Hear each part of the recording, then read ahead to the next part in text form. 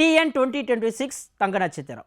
இந்த படத்துடைய கதை என்னன்னா, வட மாநிலத்தை சேர்ந்த நட்டி பிழைப்புக்காக சென்னைக்கு வந்து எதிர்பாராத விதமாக நடிகராக ஆயிடுறாரு.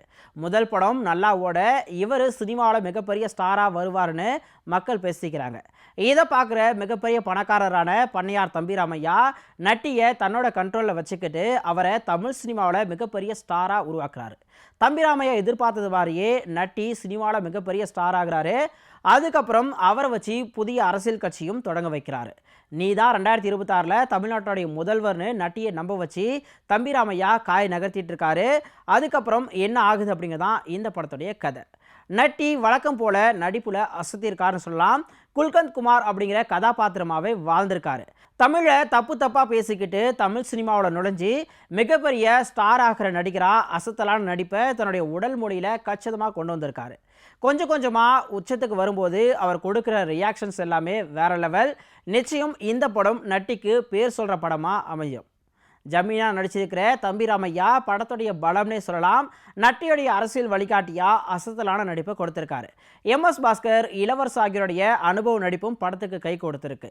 கதாநாயகியாக நடிச்சிருக்கிற ஷெரிட்டா ராவ், சாந்தினி தமிழரசன் இவங்களுடைய நடிப்புலையும் குறையில்லை. யாஷிகா ஆனந்த், ரெடின் கிங்ஸ்ல இருப்பு படத்துக்கு சிறப்பு. ஒளிப்பதிவாளர் பிஜி முத்தையா பழைய காலகட்டங்களுக்கான காட்சிகளை பாடல் காட்சிகளை வண்ணங்கள் மூலமாக வித்தியாசப்படுத்தி காட்டியிருக்காரு. இயல்பான ஒளிப்பதிவு படத்துக்கு உறுதுணையாக அமைஞ்சிருக்கு.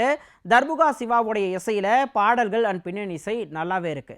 கதை எழுதியிருக்கிற தம்பிராமையா தன்னுடைய இத்தனை வருஷ திரை அனுபவத்தில் பார்த்த பல விஷயங்களை லாபகமாக கதையில் புகுத்தியிருக்காரு. அரசியல்வாதிகளை மேலோட்டமாக நையாண்டி செஞ்சாலும் அரசியல் ஆசையில் வலம் வரக்கூடிய நடிகர்களையும் போகிற போக்கில் பகடி பண்ணியிருக்காங்க. அப்பாவோட கதைக்கு திரைக்கதை அமைச்சு இயக்கியிருக்கிற உமாபதி ராமையா தன்னுடைய அப்பா காலத்து அரசியல் தன்னுடைய காலத்து அரசியல் நிகழ்வுகளை ஆராய்ச்சி செஞ்சு திரைக்கதையை எழுதியிருக்காரு. நடிகர்களுக்கு அரசியல் ஆசை வரதுக்கான காரணத்தை முடிஞ்ச வரைக்கும் உண்மைக்கு நெருக்கமாக சொல்லியிருக்காங்க. அமைதிப்படை படத்துக்கு அப்புறமா தமிழ் சினிமாவில் ஒரு முழு அரசியல் நையாண்டி படத்தை பார்க்க முடியலையே அப்படிங்கிற இயக்கத்தை இந்த படம் ஓரளவுக்கு பூர்த்தி செய்யும் அப்படின்னு கண்டிப்பாக நம்பலாம்.